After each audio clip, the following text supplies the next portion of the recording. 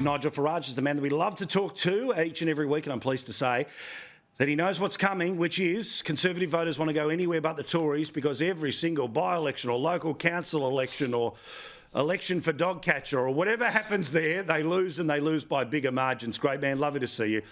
So Reform is your party. We've talked about the system where essentially first past the post does make the system difficult, but do you think there's going to be a scenario where you're going to be able to get in front of the Tories in a few seats?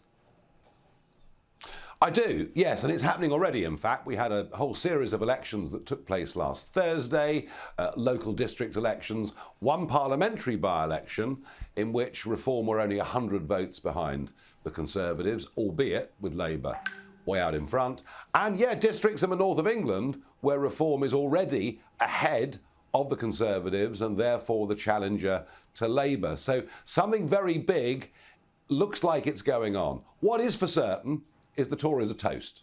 They are gone. It's over. In fact, many of their former voters literally hate them for what they've done and for their breach of promises. Labour are going to form the next government. So what this is really all about is what will the centre-right of British politics look like in a couple of years' time? And yeah, I think Reform are going to become a very major player. Forgive me if there is a blood feud, you don't speak to each other, you suit each other, and there's a reason you don't talk, but I'm going to ask it anyway, right?